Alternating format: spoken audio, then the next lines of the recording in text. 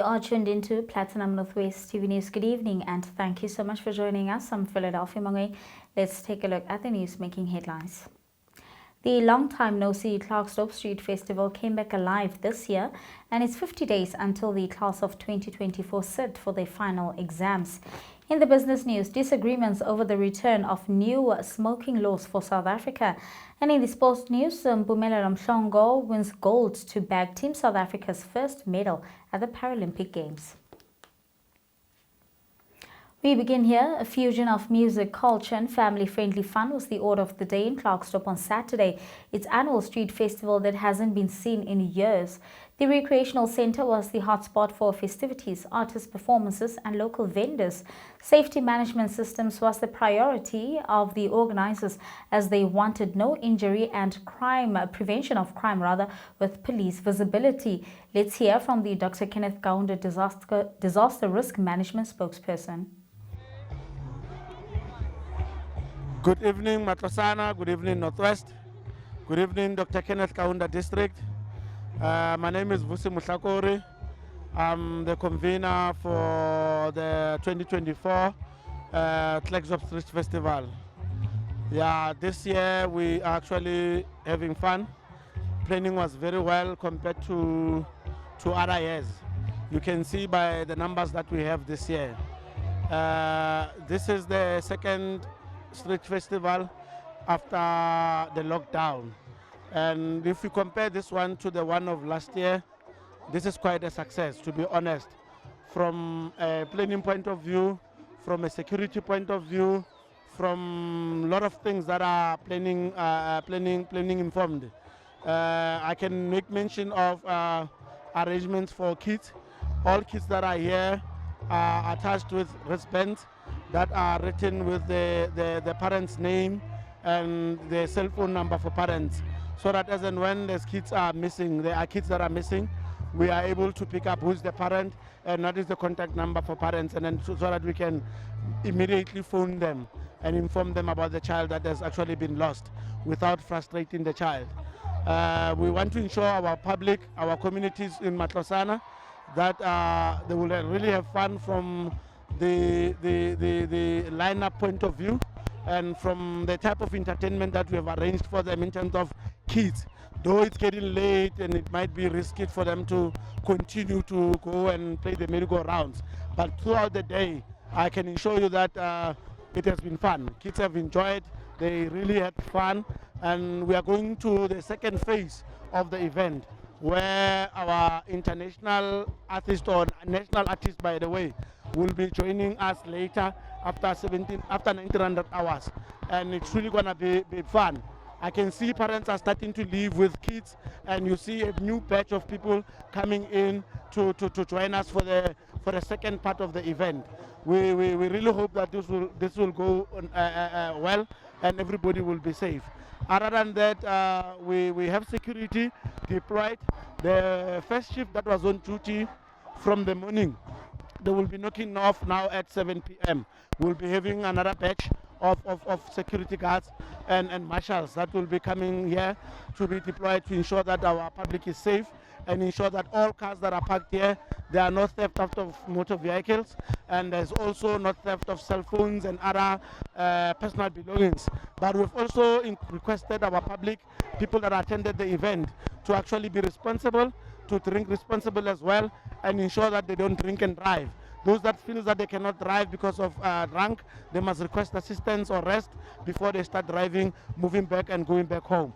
This event is applied to start from 8 o'clock. We started at around 11 due to preparedness, because there were issues there and there, but we managed to win them. However, we are anticipating to end the event by 6 o'clock in the morning. That is as per the application that has been categorized by South African Police Services as a medium risk event. So we're hoping that our people will enjoy and they will have fun. They will also go back home safely. Thank you.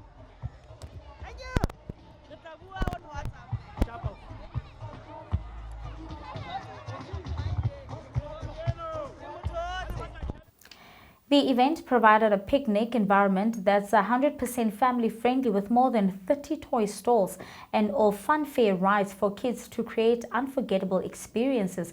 Here's one of the organizers from Wolf Records. I go by the name of Lira. I just want to start by saying thanks to everybody who supported us. Lira is the owner of Wolf Records. Wolf Records is the company that is actually hosting the street festival. It comes way back. Even if I was not even there when it started. It started with other people. We took over to boost our economy. As youth, let me just put it that way, as youth, we want to change how the industry is. We want to change. We have started this event and boosted up from, I think, 4 years back when we started exactly being involved in it. So this year, I could say that we have actually succeeded. We have reached our target for today. As you can see behind me, this is what we worked for. And looking forward to the future, we believe that it's going to be bigger than it is. I just want to say thanks to all the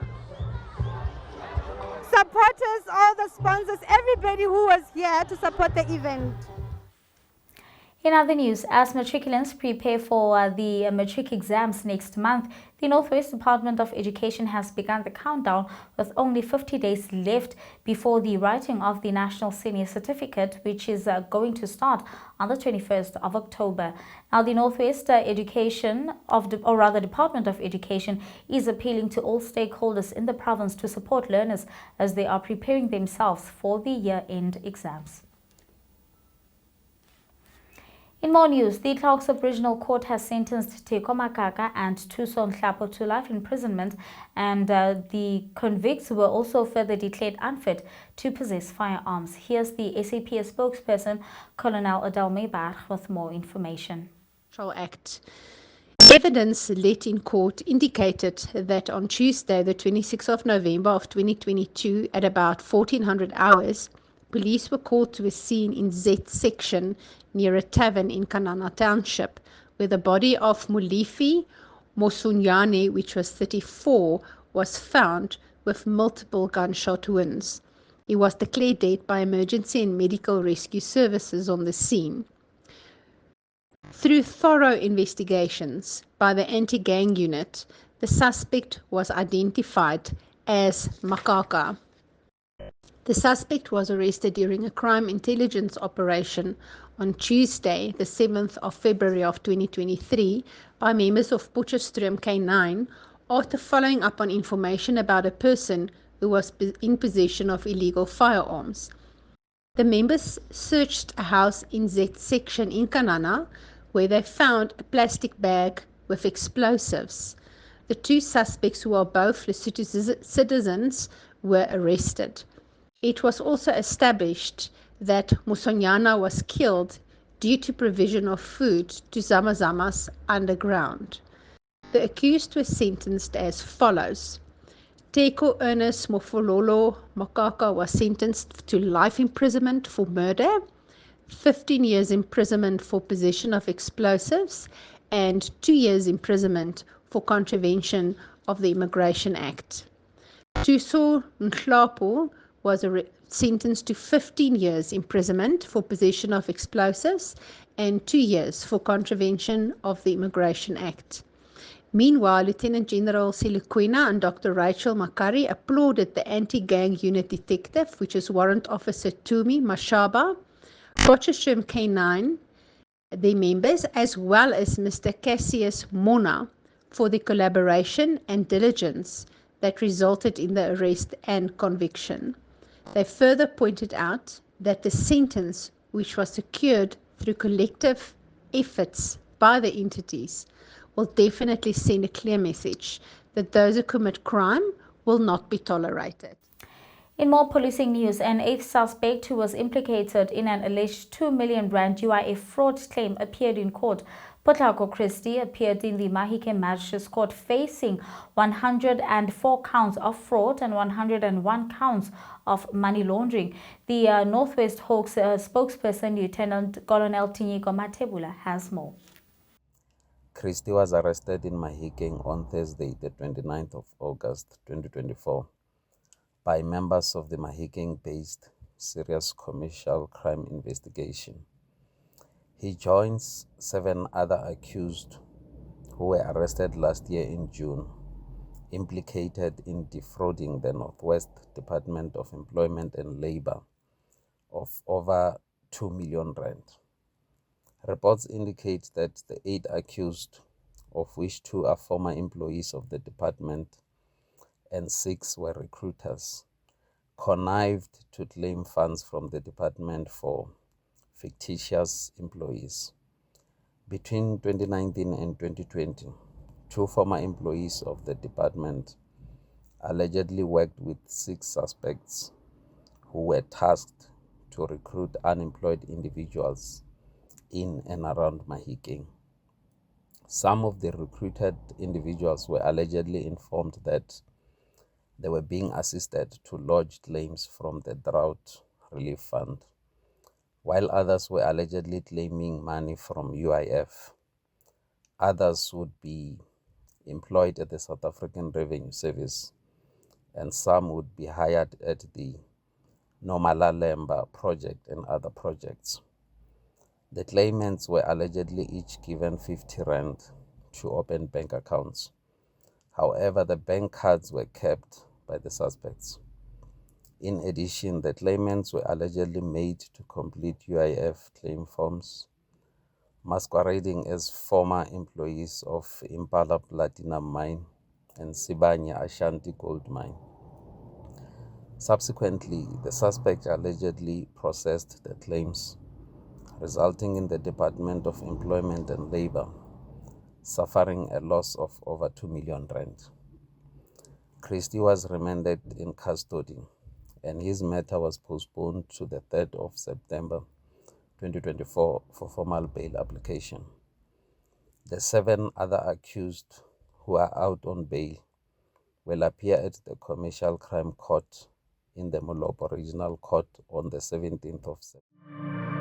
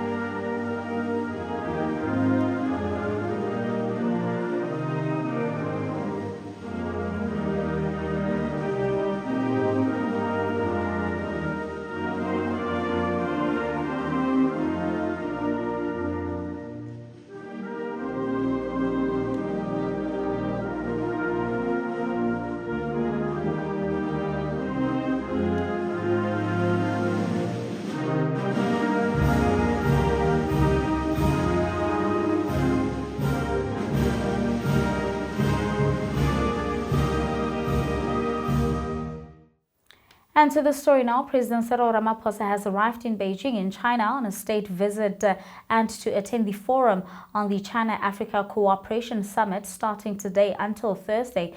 The president is in China on his second state visit at the invitation of His Excellency President Xi Jinping. President Ramaphosa hosted President Xi on his 4th state visit to South Africa in the city of Tshwane in August of 2023, cementing 25 years of strong ties and friendship and cooperation between the two countries since the establishment of formal diplomatic relations. China has remained South Africa's largest trading partner for 15 consecutive years, while South Africa has been China's largest trading partner in Africa for 14 consecutive years.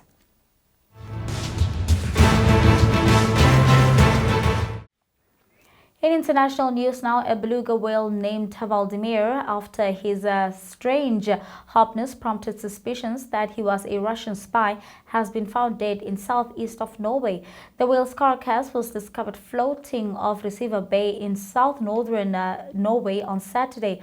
Vladimir, a combination of Norwegian word for whale, which is Val, and the first name of Russia's President Vladimir Putin, was first spotted off Norway's far north coast in 2019. His man-made harness, with what appeared to be a mount of a camera stamped with the words "Equipment St. Petersburg," fueled speculation that he was a spy whale. Norwegian officials said that Vladimir may have escaped unenclosed and been trained by the Russian Navy, as he appeared to be accustomed to humans. Moscow has never responded to the speculation. With that said, let's take a look now at the business news.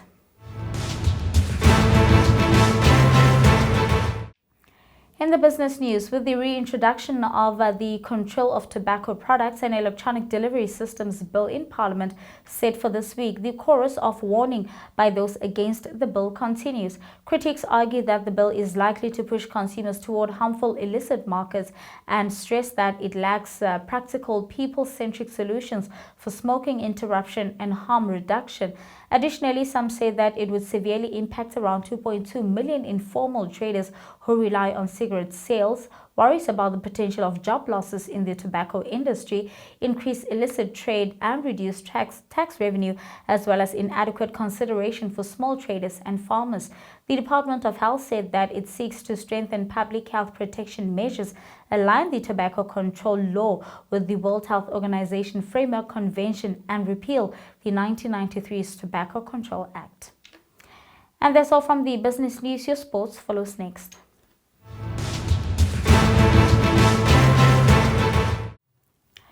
In sporting news, Mpumelelo Mhlongo bagged South Africa's first medal at the Paralympic Games in Paris on Sunday night, winning gold of the men's T44 100-meter sprint final.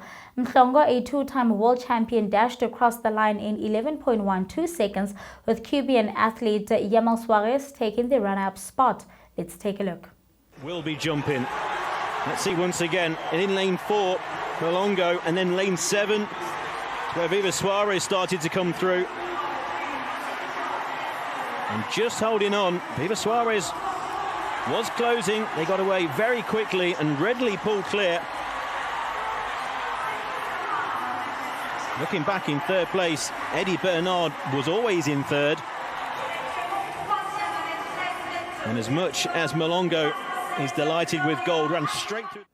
Mhlongo represented South Africa at the Tokyo 2020 Paralympic Games, where he broke the T44 200-meter world record and set the T44 200-meter, 100-meter and long jump Paralympic Games record. His first Paralympic appearance was at the Rio 2016 Paralympic Games.